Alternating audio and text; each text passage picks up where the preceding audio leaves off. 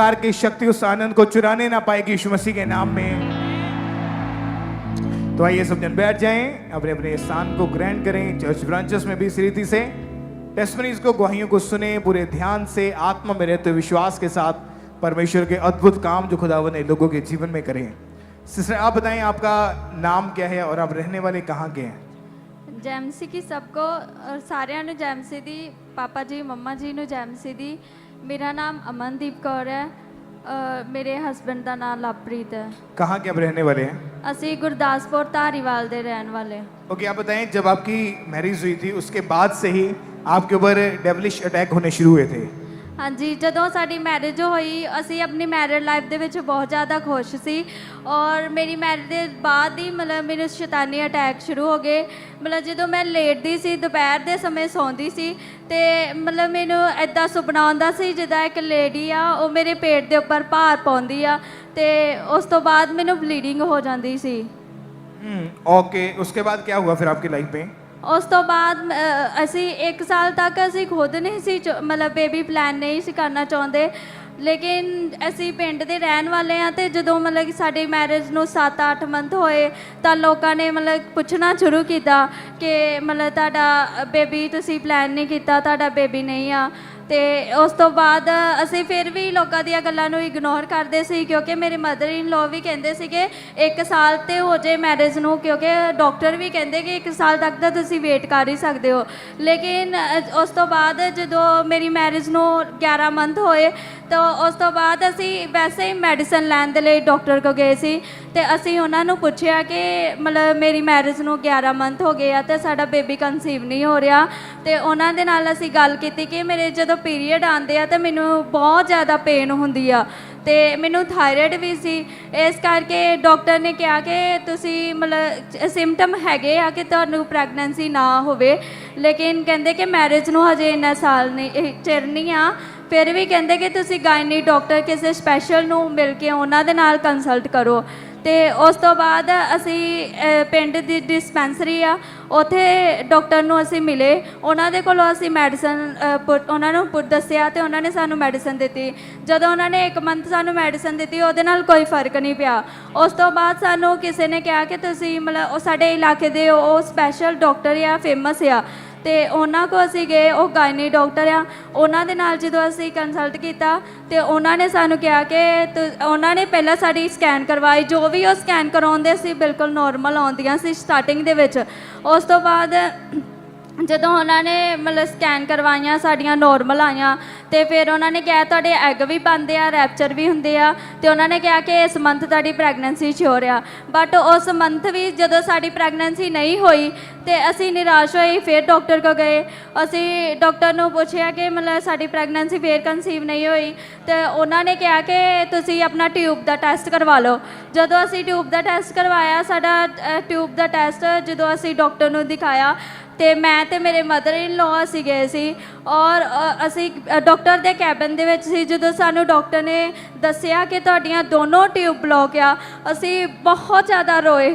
ਉਸ ਸਮੇਂ ਮਤਲਬ ਡਾਕਟਰ ਦੇ ਕੈਬਨ ਦੇ ਵਿੱਚ ਹੀ ਅਸੀਂ ਬਹੁਤ ਜ਼ਿਆਦਾ ਰੋਏ ਤੇ ਡਾਕਟਰ ਨੇ ਸਾਨੂੰ ਕਿਹਾ ਕਿ ਅਸੀਂ ਉਹਨਾਂ ਨੂੰ ਪੁੱਛਿਆ ਕਿ ਅਸੀਂ ਕੀ ਕਰ ਸਕਦੇ ਹਾਂ ਤੇ ਉਹਨਾਂ ਨੇ ਸਾਨੂੰ ਕਿਹਾ ਕਿ ਤੁਸੀਂ ਜਾਂ ਲੁਧਿਆਣਾ DMC ਜਾਓ ਤੇ ਜਾਂ ਚੰਡੀਗੜ੍ਹ PGI ਦੇ ਵਿੱਚ ਤੇ ਉੱਥੇ ਕਹਿੰਦੇ ਕਿ ਤੁਸੀਂ ਆਪਣੀਆਂ ਟਿਊਬਸ ਨੂੰ ਖੁਲਵਾ ਲਓ, ਉਸ ਤੋਂ ਬਾਅਦ ਹੀ ਕੁਝ ਹੋ ਸਕਦਾ ਆ। ਤੇ ਜੇ ਤੁਸੀਂ ਟਿਊਬ ਤੋਂ ਬਾਅਦ ਵੀ ਜੇ ਕੁਝ ਨਾ ਹੋਇਆ ਖੁਲਵਾਉਣ ਤੋਂ ਬਾਅਦ ਤੇ ਫਿਰ ਕਹਿੰਦੇ ਕਿ ਤੁਹਾਨੂੰ ਮਤਲਬ IVF ਵੀ ਕਰਵਾਉਣਾ ਪੈ ਸਕਦਾ ਆ। ਬਟ ਅਸੀਂ ਉਸ ਸਮੇਂ ਬਿਲਕੁਲ ਟੁੱਟ ਚੁੱਕੇ ਸੀ, ਮਤਲਬ ਅਸੀਂ ਇੰਨੇ ਜ਼ਿਆਦਾ ਟੁੱਟ ਚੁੱਕੇ ਸੀ ਕਿ ਸਾਨੂੰ ਇੱਕ ਦੂਸਰੇ ਨਾਲ ਹੀ ਗੱਲ ਕਰਨੀ ਨਹੀਂ ਸੀ ਆ ਰਹੀ ਕਿ ਅਸੀਂ ਕੀ ਕਹਿਣਾ ਆ। ਤੇ ਉਸ ਤੋਂ ਬਾਅਦ ਅਸੀਂ ਜਦੋਂ ਪੂਰੀ ਤਰ੍ਹਾਂ ਨਿਰਾਸ਼ ਹੋ ਗਏ ਅਸੀਂ ਘਰ ਦੇ ਵਿੱਚ ਆ ਗਏ ਤੇ ਸਾਨੂੰ ਉਸੇ ਡਾਕਟਰ ਨੇ ਕਿਹਾ ਸੀ ਕਿ ਜੇ ਤੁਸੀਂ ਇੱਥੇ ਵੀ ਨਹੀਂ ਜਾਣਾ ਤੇ ਮਤਲਬ ਫਿਰ ਤੁਸੀਂ ਅੰਮ੍ਰਿਤਸਰ ਗੁਰੂ ਨਾਨਕ ਹਸਪੀਟਲ ਚਲ ਜਾਓ। ਤੇ ਅਸੀਂ ਉੱਥੇ ਗਏ ਤੇ ਉੱਥੇ ਵੀ ਉਹਨਾਂ ਨੇ ਕਿਹਾ ਕਿ ਤੁਹਾਨੂੰ ਮਤਲਬ ਤੁਹਾਡਾ ਲੈਪਰੋਸਕੋਪੀ ਕਰਕੇ ਬੱਚੇਦਾਨੀ ਦੇ ਵਿੱਚੋਂ ਮਾਸ ਕੱਢ ਕੇ ਤੇ ਤੁਹਾਡਾ ਮਤਲਬ ਬਾਹਰ ਭੇਜਿਆ ਜਾਏਗਾ ਤੇ ਉਹ ਟੈਸਟ ਹੋਏਗਾ। ਅਸੀਂ ਬਹੁਤ ਜ਼ਿਆਦਾ ਡਰ ਗਏ ਸੀ, ਅਸੀਂ ਕਿਹਾ ਕਿ ਅਸੀਂ ਨਹੀਂ ਕਰਵਾਉਣਾ ਕੁਛ ਵੀ। ਉਸ ਤੋਂ ਬਾਅਦ ਅਸੀਂ ਫਿਰ ਤੋਂ ਮਤਲਬ ਕਿ ਸਾਨੂੰ ਕਿਸੇ ਨੇ ਕਿਹਾ ਤੁਸੀਂ ਹੋਰ ਕਿਹੜੇ ਡਾਕਟਰ ਨੂੰ ਪੁੱਛ ਲਓ। ਅਸੀਂ ਤੀਸਰੇ ਡਾਕਟਰ ਦੇ ਕੋਲ ਗਏ ਤੇ ਡਾਕਟਰ ਨੇ ਸਾਨੂੰ ਕਿਹਾ ਕਿ ਤੁਸੀਂ ਉਹਨਾਂ ਨੇ ਸਾਡੀਆਂ ਰਿਪੋਰਟ ਦੇਖ ਕੇ ਕਹਿੰਦੇ ਤੁਸੀਂ ਦੁਬਾਰਾ ਟੈਸਟ ਕਰਵਾ ਲਓ ਟਿਊਬ ਦਾ। ਪਰ ਅਸੀਂ ਕਿਹਾ ਕਿ ਇੱਕ ਹੀ ਮੰਥ ਦੇ ਵਿੱਚ 2 ਵਾਰੀ ਟੈਸਟ ਹੋਣਾ ਟਿਊਬਾਂ ਦਾ, ਤੇ ਸਾਨੂੰ ਰਿਸਕ ਲੱਗਿਆ ਸੀ ਤੇ ਅਸੀਂ ਨਹੀਂ ਕਰਵਾਇਆ। ਉਸ ਤੋਂ ਬਾਅਦ ਫਿਰ ਮਤਲਬ ਅਸੀਂ ਮੇਰੇ ਸਪਿਰਚੁਅਲ ਸਿਸਟਰ ਉਹਨਾਂ ਦੇ ਨਾਲ ਮੈਂ ਗੱਲ ਕੀਤੀ, ਉਹਨਾਂ ਨੇ ਸਾਨੂੰ ਕਿਹਾ ਕਿ ਅਸੀਂ ਇੰਨੀ ਵੱਡੀ ਮਿਨਿਸਟਰੀ ਦੇ ਨਾਲ ਜੁੜੇ ਆ, ਜਿਹੜਾ ਪਰਮੇਸ਼ਵਰ ਸਾਨੂੰ ਬਣਵਾ ਸਕਦਾ ਆ, ਉਹ ਸਾਡੀਆਂ ਟਿਊਬ ਕਿੱਦਾਂ ਬਲੌਕ ਹੋ ਸਕਦੀਆਂ ਆ, ਉਹਨੇ ਸਾਡੇ ਹਰ ਇੱਕ ਅੰਗ ਨੂੰ ਬਣਾਏ। ਤੇ ਕਹਿੰਦੇ ਤੂੰ ਵਿਸ਼ਵਾਸ ਦੇ ਵਿੱਚ ਕਮਜ਼ੋਰ ਨਾ ਹੋ, ਤੂੰ ਲਗਾਤਾਰ ਚਰਚ ਜਾ, ਪਰਮੇਸ਼ਵਰ ਆਪੇ ਹੀ ਮਤਲਬ ਤੇਰਾ ਹੱਲ ਕਰੂਗਾ। ਫਿਰ ਉਸ ਤੋਂ ਬਾਅਦ ਅਸੀਂ ਲਗਾਤਾਰ ਮੈਂ ਆਪਣੀ ਮੈਰਿਡ ਤੋਂ ਬਾਅਦ ਹੀ ਅੰਕੁਰ ਨੂਰਲਾ ਮਿਨਿਸਟਰੀ ਦੇ ਨਾਲ ਜੁੜੀ ਹੋਈ ਹਾਂ। ਉਸ ਤੋਂ ਬਾਅਦ ਅਸੀਂ ਲਗਾਤਾਰ ਸੰਡੇ ਚਰਚ ਦੇ ਵਿੱਚ ਗੁਰਦਾਸਪੁਰ ਬ੍ਰਾਂਚ ਦੇ ਵਿੱਚ ਜਾਂਦੇ ਰਹੇ, ਔਰ ਜਦ ਅਸੀਂ ਗੁਰਦਾਸਪੁਰ ਬ੍ਰਾਂਚ ਦੇ ਵਿੱਚ ਗਏ, ਸੰਡੇ ਮੀਟਿੰਗ ਸੀ ਔਰ ਮੰਮਾ ਦਾ ਬਰਥਡੇ ਸੀ, ਸਵੀਟ ਡਿਸਟ੍ਰੀਬਿਊਸ਼ਨ ਮੀਟਿੰਗ ਸੀ। ਤੇ ਉਸ ਤੋਂ ਬਾਅਦ ਜਦੋਂ ਉੱਥੇ ਮੰਮਾ ਤੇ ਪਾਪਾ ਨੇ स्पेशली प्रेयर की थी, उस दिन ਅਸੀਂ रो के प्रेयर ਨੂੰ रिसीव किया आप अपने उस लिए। समय गुरदासपुर ब्रांच में मौजूद थे? हाँ जी। ओके, 26 अक्टूबर 2025 की ये बात करें, उस मीटिंग में जो प्रेयर हुई थी, एक बार उस प्रेयर को भी हम अपनी स्क्रीन के ऊपर देखते हैं।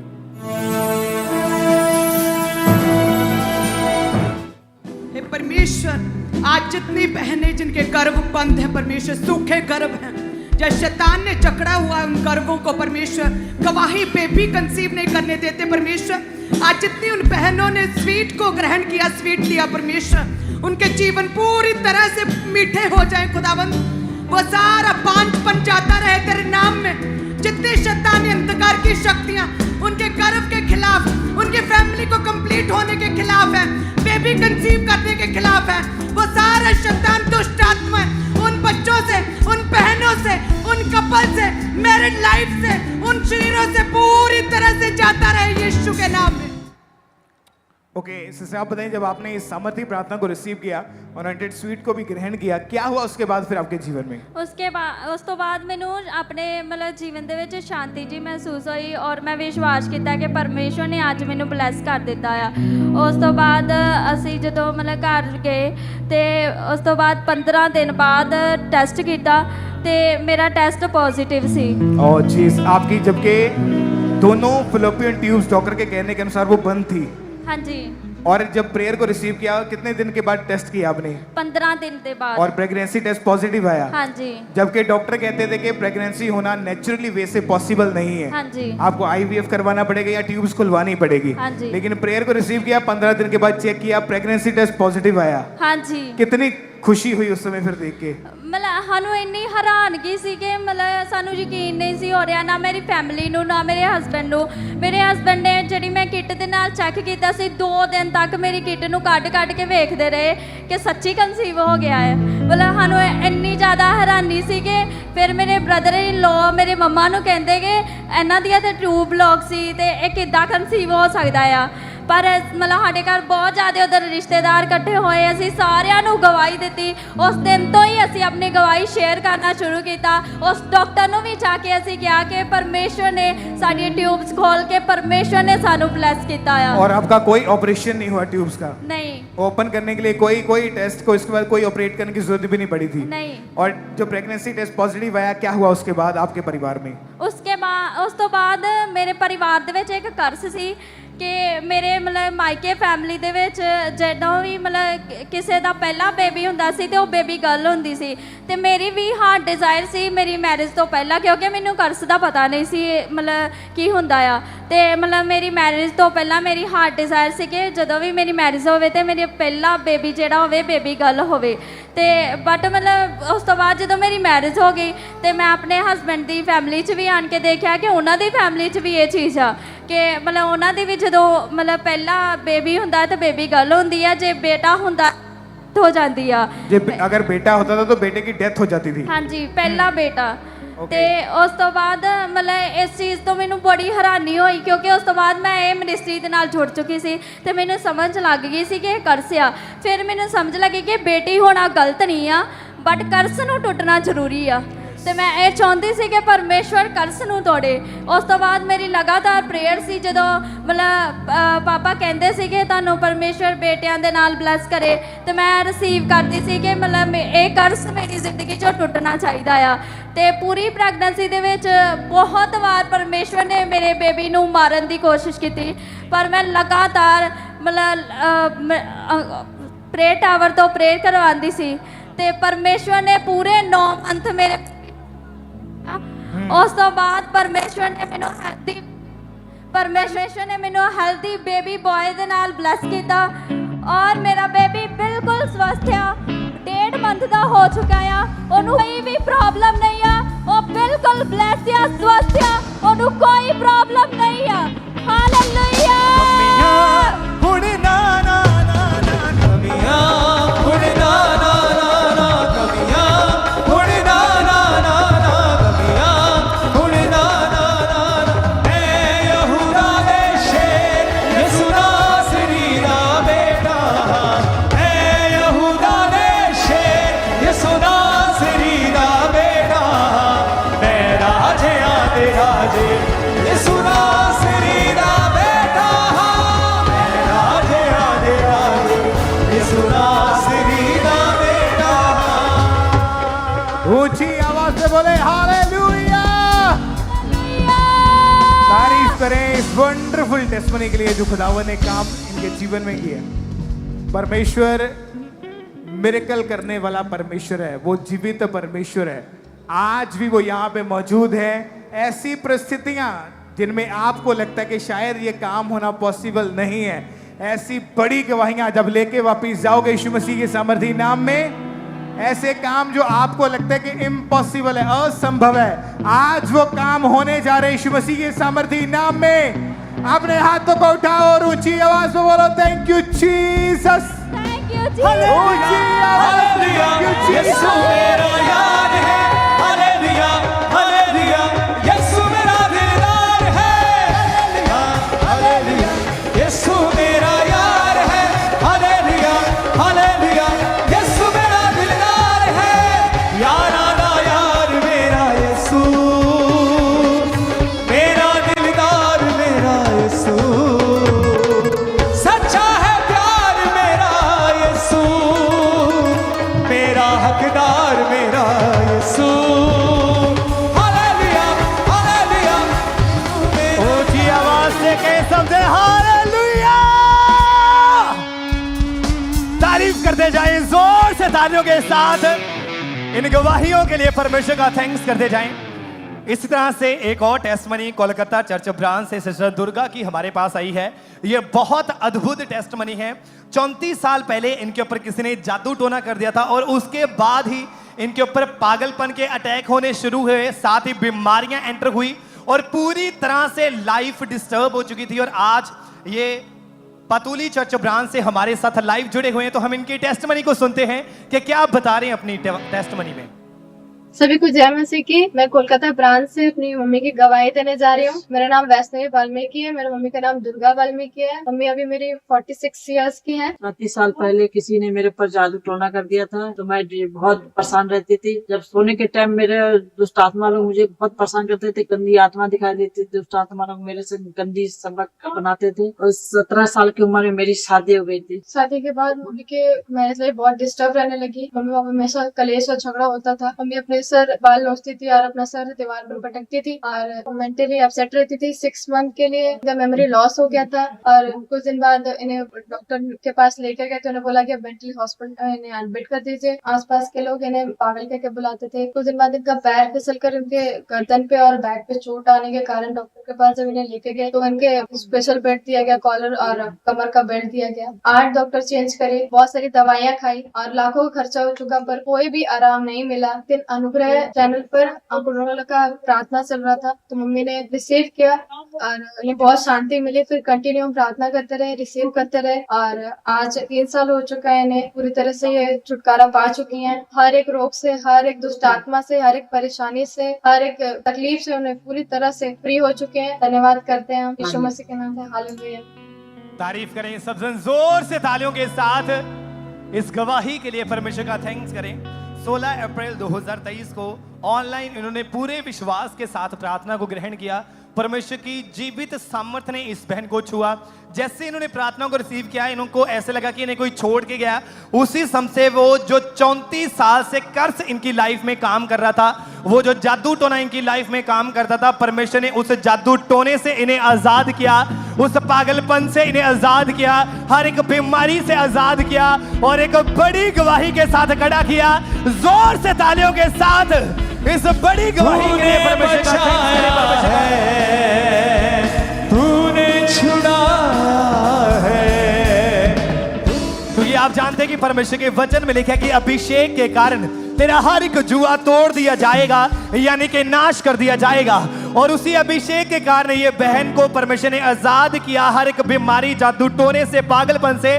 और आज वही अभिषेक हमारे बीच में मौजूद है। वो अभिषेक आज आपको टच करेगा और बड़ी गवाहियां आपके जीवनों का हिस्सा होगी। यीशु मसीह के नाम में अपने हाथों को उठाइए, तूने बचाया है, तूने संभाला है, तेरे फजल से यीशु उजाला उजाला है, तूने बचाया। सिस्टर आप बताएं आपका नाम क्या है और कहाँ के रहने वाले हैं? मेरा नाम मोनिका है। मैं बेसिकली हरियाणा की रहने वाली हूँ और अभी मैं चंडीगढ़ से आई हूँ क्योंकि मेरी जॉब वहाँ पे है। ओके 2011 में आपने अपनी स्टडी कंप्लीट करी थी, क्या brother। टेस्टमनी है, उसके बाद क्या गवाही आपकी बताएं प्लीज। ब्रदर जी मेरी गवाही ये है कि 2011 में मैंने बैंक के एग्ज़ाम दिए थे। मैंने बीकॉम की स्टडी की थी, उसके बाद मैंने बैंक के एग्ज़ाम दिए और वो 3 बैंक के एग्ज़ाम मैंने दिए तो तीनों के तीनों क्लियर हो गए। लेकिन जब भी मैं इंटरव्यू देने जाती थी तो वो इंटरव्यू हमेशा रह जाते थे, मैं उनमें फेल हो जाती थी। तो उसके बाद मेरा हौसला बिल्कुल डाउन होता गया। फिर मुझे ये लगा कि मुझे अपनी फील्ड चेंज कर देनी चाहिए। फिर मैंने 2016 से 2018 तक कुरुक्षेत्र यूनिवर्सिटी से MA in journalism and mass communication किया। तो उसके बाद मुझे वहाँ से प्लेसमेंट के लिए चंडीगढ़ में ज्वाइनिंग हो गई मेरी प्लेसमेंट के थ्रू। मेरी इंटर्नशिप 2 साल की थी। अमर उजाला अखबार में मेरी 2 साल की इंटर्नशिप हुई। उसके बाद मेरी जॉब मेरे मतलब एक्सपीरियंस और मेरे वर्क के हिसाब से होनी थी। तो उसके बाद जब मेरी ट्रेनिंग कंप्लीट हो गई तो मुझे थर्ड पार्टी में शिफ्ट कर दिया गया। तो ये परमानेंट नहीं होता है और थर्ड पार्टी का मतलब होता है कि हमें ना तो कोई सरकारी सुविधाएं मिलती हैं, ना हमारे पास मीडिया का कोई कार्ड होता है, ना हम लोन अप्लाई कर सकते हैं, ना कोई सरकारी सुविधा के लिए जैसे सरकारी हाउस के लिए अप्लाई कर सकते हैं। तो मैं बहुत परेशान हो गई कि ये मेरे साथ क्या हो गया। लेकिन फिर भी मैं जॉब वहाँ पर करती रही। फिर मैंने सोचा कि मैं किसी और अखबार में ज्वाइन करती हूँ। तो मैंने किसी और अखबार के लिए अप्लाई किया। तो उस अखबार में भी जब मैंने वहाँ पे ज्वाइन कर लिया अमृतसर में दैनिक भास्कर में, वहाँ पे भी मुझे पता चला कि मैं वहाँ पे भी मुझे थर्ड पार्टी में ही ज्वाइन करवाया गया है। तो मैं और ज़्यादा परेशान होने लगी। ब्रदर जी मेरी जब ज्वाइनिंग हुई थी तब से मेरी सैलरी सिर्फ 11,000 थी। चंडीगढ़ जैसे शहर में और घर से दूर रहना अमृतसर में, वहाँ पर भी घर का किराया, कमरे का किराया बहुत ज़्यादा होता था। उन 11,000 में मैं कमरे का किराया 7-7 हज़ार रुपये देती थी। और चंडीगढ़ में रहते हुए मैं जिस पीजी में रहती थी उस पीजी में एक जो मेरे साथ लड़की रहती थी उसका टिफ़िन आता था। उसके टिफ़िन में से वो जो खाना खाती थी और रात को वो सो जाती थी, उसके टिफ़िन में जो खाना बचता था वो खाना मैं खाती थी। और उस खाने को खा के जब मैं सोती थी कई बार उसका टिफ़िन नहीं भी आता था तो मैं भूखी सो जाती थी। दिन में मैं PGI के सामने जो लंगर लगता था वहाँ पे खड़े होके खाना खाती थी। एक बार तो मेरे ऑफिस वाले ने मुझे देख भी लिया। तो वो सर बहुत अच्छे थे, उन्होंने भी मेरे साथ मुझे हौसला देने के लिए खाना खाया। लेकिन फिर भी मैंने अपनी जॉब रखी और अमृतसर में मैं जॉब करती रही अपनी। फिर अमृतसर में रहते हुए भी मैं डिप्रेशन में चली गई और धीरे धीरे मैं बहुत परेशान होने लगी कि मैं कई बार सुसाइडल थॉट आने लगे कि मैं या तो ट्रेन के नीचे कट के मर जाऊं या फिर मैं कहीं जान दे दूं अपनी, क्योंकि ऐसी नौकरी का क्या फ़ायदा जिसमें मेरा एक्सपीरियंस ही काउंट नहीं हो रहा है। मैं 12-12 घंटे की जॉब कर रही हूँ लेकिन मेरे को कोई फ़ायदा नहीं हो रहा। फिर उसके बाद मेरे को एक सरकारी नौकरी का ऑफ़र आया, उन्होंने एक्सपीरियंस लेटर मांगा। तो वो एक्सपीरियंस लेटर भी मुझे कंपनी ने देने से मना कर दिया क्योंकि मैं थर्ड पार्टी में थी। तो वो सरकारी नौकरी एक बार फिर मेरे हाथ से चली गई। फिर उसके बाद 2021 में मुझे प्रभु के बारे में पता चला था, लेकिन नास्तिक होने के कारण मैंने विश्वास नहीं किया। फिर लेकिन 2023 में 1 साल मैंने ऐसे ही निकाल दिया। 2023 में अप्रैल महीने में मुझे अंकुर पापा का सपना आता है 2 दिन पहले, ठीक पाम संडे 2 अप्रैल 2023 से ठीक 2 दिन पहले मुझे सपना आता है। सपने में पापा बोलते हैं कि मैं उनको सपने में देख के रोती हूँ और रोने के बाद मैं उनको एकदम से वो मुझे अपने गले लगाते हैं और बोलते हैं कि तू रो मत बेटा, मैं आ गया हूँ, अब तुझे घबराने की कोई ज़रूरत नहीं है। और जब मैं आंखें खोलती हूँ, उठती हूँ, तो मैं रो रही थी बहुत जोर जोर से। मुझे होली स्पिरिट पहली बार महसूस हुआ मेरी लाइफ में, मुझे परमेश्वर का स्पर्श पहली बार महसूस हुआ। उसके बाद धीरे धीरे मैं 2 दिन के बाद यहाँ का पता पूछ के यहाँ पर आई और यहाँ पर जब मैंने एंटर किया, मैं आप लोगों को बता नहीं सकती वो दिन मेरे लिए। मुझे ऐसे लगता है आज भी जब मैं सोचती हूँ कि मैंने स्वर्ग में पैर रख लिया है। उस दिन मुझे महसूस हुआ कि मैं सच में एक सच्चे परमेश्वर के घर में पहुंच गई हूँ। यहाँ पर हर वॉलंटियर मेरे साथ इतने प्यार से बात कर रहा था, मैं जहाँ जा रही थी हर कोई मुझे इतने प्यार से गाइड कर रहा था। मैंने इतना प्यार अपनी जिंदगी में पहली बार देखा था और महसूस किया था। और मैं पूरा दिन इस पंडाल में रोते रोते घूमती रही। सुबह से शाम तक मैं अपनी आंखों से किसी को नहीं देख पाई। मैं लेडीज सेक्शन में बैठी थी फ्रंट लाइन में। उसके बाद भी अंकुर पापा मुझे दिखाई नहीं दिए। मैं पूरा वचन सुन के घर चली गई, लेकिन मुझे वो दिखाई नहीं दिया क्योंकि मेरी आंखें पूरी भरी हुई थी। उसी दिन मैंने वचन को सुना और परमेश्वर को उसी दिन अपना जीवन दे दिया। उस दिन से मेरी लाइफ पूरी टोटली चेंज हो गई। धीरे धीरे मेरे जो भी अगेंस्ट थे लोग सारे मेरे फेवर में होने लगे। जो बॉस मुझे तंग करता था वो मुझे अलग से फेवर देने लगा। धीरे धीरे मेरी लाइफ पूरी चेंज हो गई और मैंने बीजों के महत्व को जाना। और उसके बाद 2025 जनवरी महीने से मुझे दोबारा ऑफर आया कि आप अमर उजाला में चंडीगढ़ में वापस आ जाइए। तो मैंने दोबारा पेपर दिया। इस बार भी मेरा पेपर क्लियर हो गया, लेकिन जब मैं पेपर दे के वहाँ पे उन्होंने कहा कि सेकंड भी पेपर आपको क्लियर करना पड़ेगा, साइकोलॉजी टेस्ट होता है। मैंने बोला कोई बात नहीं, वो भी मैं दे दूंगी। तो उन्होंने जब मुझे वहाँ बुलाया उन्होंने कहा कि यहाँ आके वो टेस्ट ले लेंगे, आप ज्वाइन कर लो। तो मैंने ज्वाइन कर लिया उसको। तो वहाँ पे जाके उन्होंने दोबारा मेरा टेस्ट नहीं लिया। फिर उसके बाद जब मैं परेशान होके मेरे पास कोई ऑप्शन नहीं था, वही काम करना था। फिर एक दिन जुलाई महीने में पिछले साल 2025 को ऑल इंडिया के रिपोर्टर्स की एक कॉन्फ्रेंस होती है। उस कॉन्फ्रेंस में सब अपने अपने जिसको भी वो रब मानते हैं उनके सॉन्ग गा रहे थे। तो आपने जब चर्च में लगातार आना शुरू किया, आप एक चर्च की ब्रांच में आपने सेवा भी करनी शुरू कर दी थी जी। और उसके बाद आपको जॉब में फेवर मिला। अभी जो आपकी जॉब है वो परमानेंट है?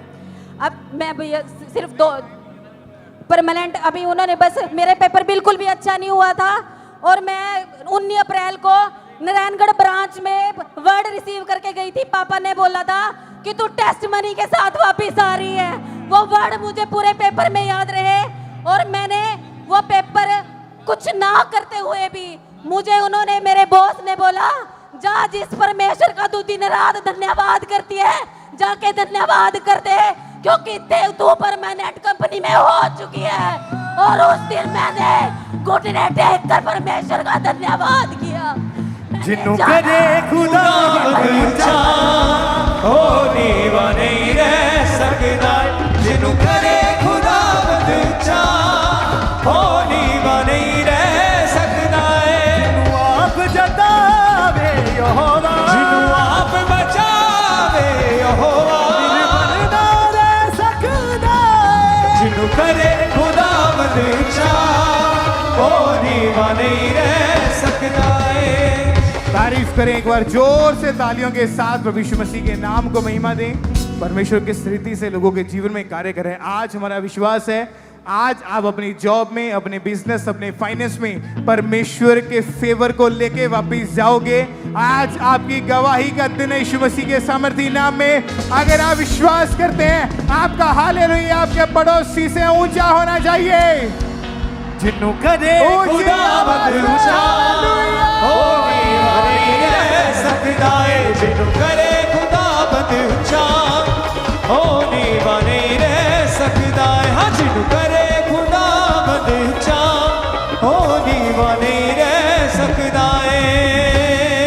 इस तरह से next testimony Abohar church branch से सिस्टर बिंदर की हमारे पास आई है।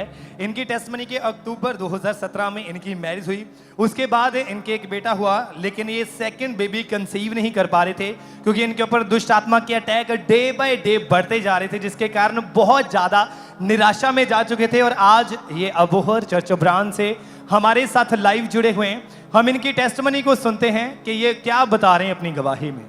एमसी दी मेरा नाम बिंदर कौर है, मैं अबोहर शहर ਦੀ ਰਹਿਣ ਵਾਲੀ ਹਾਂ। 2017 ਵਿੱਚ ਮੇਰੀ ਮੈਰਿਜ ਹੋਈ। 2023 ਵਿੱਚ ਫਸਟ ਬੇਬੀ ਹੋਇਆ। ਫਸਟ ਬੇਬੀ ਤੋਂ ਸੈਕੰਡ ਬੇਬੀ ਚਾਹੁੰਦੇ ਸੀ, ਪਰ ਸੈਕੰਡ ਦੁਸ਼ਟ ਆਤਮਾ ਦੇ ਅਟੈਕ ਦੀ ਵਜ੍ਹਾ ਨਾਲ ਮੇਰੇ ਹੋ ਨਹੀਂ ਰਿਹਾ ਸੀ। ਤਾਂ ਦੁਸ਼ਟ ਆਤਮਾ ਦੇ ਅਟੈਕ ਇਸ ਤਰ੍ਹਾਂ ਹੁੰਦੇ ਸੀ ਜਿਸ ਤਰ੍ਹਾਂ ਕਿ ਗੰਦਾ ਪਾਣੀ ਵੇਖਦਾ ਸੀ, ਕਈ ਵਾਰ ਛੱਤ ਡਿੱਗ ਜਾਂਦੀ ਸੀ ਤੇ ਕਈ ਵਾਰ ਮੈਨੂੰ ਇਦਾਂ ਹੁੰਦਾ ਸੀ ਕਿ ਸੁਪਨੇ ਵਿੱਚ ਹੀ ਪ੍ਰੈਗਨੈਂਸੀ ਹੋਈ ਤਾਂ ਸੁਪਨੇ ਵਿੱਚ ਹੀ ਮਿਸਕੈਰੇਜ ਹੋ ਗਿਆ। ਤਾਂ ਦੁਸ਼ਟ ਆਤਮਾ ਮੈਨੂੰ ਕਹਿੰਦੀ ਸੀ ਕਿ ਇਹ ਬੱਚਾ ਮੇਰਾ ਹੈ, ਪਰ ਪਰਮੇਸ਼ਰ ਤੇ ਮੇਰਾ ਵਿਸ਼ਵਾਸ ਸੀ। ਉਸ ਤੋਂ ਬਾਅਦ ਪ੍ਰੈਗਨੈਂਸੀ ਹੋਈ ਮੇਰੇ, ਤਾਂ 1 ਮੰਥ ਬਾਅਦ ਬਲੀਡਿੰਗ ਹੋ ਗਈ। ਬਲੀਡਿੰਗ ਤੋਂ ਬਾਅਦ ਮੈਂ ਡਾਕਟਰ ਨੂੰ ਦਿਖਾਇਆ ਤੇ ਡਾਕਟਰ ਨੇ ਮੈਡੀਸਨ ਦਿੱਤੀ, ਪਰ ਮੈਡੀਸਨ ਨਾਲ ਮੈਨੂੰ ਕੋਈ ਫਰਕ ਨਹੀਂ ਪਿਆ। ਉਸ ਤੋਂ ਬਾਅਦ ਮੈਂ ਉਸੇ ਦਿਨ ਹੀ ਮੈਨੂੰ ਇੱਕ ਡ੍ਰੀਮ ਆਇਆ ਤਾਂ ਪਰਮੇਸ਼ਰ ਦੀ ਦਾਸੀ ਨੇ ਮੇਰੇ ਪੇਟ ਤੇ ਹੱਥ ਰੱਖਿਆ ਤਾਂ ਮੈਨੂੰ ਡੋਂਟ ਵੈਰੀ ਕਿਹਾ। ਉਸ ਤੋਂ ਬਾਅਦ ਮੈਂ ਸਵੇਰ ਉੱਠ ਕੇ ਦੇਖਿਆ ਤਾਂ ਮੇਰੀ ਬਲੀਡਿੰਗ ਸਟਾਪ ਹੋ ਗਈ ਸੀ। ਫਿਰ ਮੈਂ ਸਕੈਨ ਕਰਵਾਇਆ ਤਾਂ ਸਕੈਨ ਮੇਰਾ ਬਿਲਕੁਲ ਨਾਰਮਲ ਆਇਆ। ਤਾਂ ਪਰਮੇਸ਼ਰ ਨੇ ਮੈਨੂੰ 9 ਮੰਥ ਤੱਕ ਸੰਭਾਲ ਕੇ ਰੱਖਿਆ। 25 ਅਕਤੂਬਰ 2025 ਚ ਮੈਨੂੰ ਪਰਮੇਸ਼ਰ ਨੇ ਬੇਬੀ ਬੁਆਏ ਨਾਲ ਬਲੈਸ ਕੀਤਾ। ਪਰਮੇਸ਼ਰ ਦਾ ਤੇ ਪਰਮੇਸ਼ਰ ਦੀ ਦਾਤ ਦਾ ਮੈਂ ਧੰਨਵਾਦ ਕਰਦੀ ਹਾਂ। ਸਾਰਿਆਂ ਨੂੰ ਜੈ ਮਸੀਹ। तारीफ करें सब जन जोर से तालियों के साथ इस गवाही के लिए परमेश्वर का थैंक्स करें। आपने सुना कि जैसे ही ये चर्च के साथ जुड़े उसके बाद ही इनके ड्रीम्स पूरी तरह से चेंज हो चुके थे। उसके बाद ही परमेश्वर की दासी इनके ड्रीम में आए और परमेश्वर की दासी ने बोला कि डोंट वरी, और जैसे इन्होंने उन वर्ड्स को पूरे विश्वास के साथ सपने में ही ग्रहण किया, नेक्स्ट मॉर्निंग ही यानी अगले दिन ही जब ये उठले तो इनकी जो ब्लीडिंग थी वो पूरी तरह से रुक चुकी थी। उसके बाद कोई इन्हें जो दुष्ट आत्मा के ड्रीम आते थे लगातार वो आने बंद हुए। फिर 25 अक्टूबर 2025 को प्रभु के में आने के बाद परमेश्वर ने इन्हें 8 साल के बाद फर्स्ट बेबी के परमेश्वर ने एक हेल्थी बेबी बॉय के साथ इन्हें ब्लेस किया। जोर से तालियों के साथ इस बड़ी गवाही के लिए परमेश्वर का थैंक्स करें कि कैसे परमेश्वर लोगों को आजाद कर रहा है, लोगों को डिलीवर कर रहा है। जोर से तालियों के साथ इन बड़ी बड़ी गवाहियों के लिए परमेश्वर का थैंक्स करें कि कैसे परमेश्वर बड़े बड़े काम लोगों की जिंदगी में कर रहा है। अपने हाथों को स्वर की ओर उठाएं, सब जन अपने स्थानों के ऊपर खड़े हो जाएं और ऊंची आवाज से कहें हालेलुया।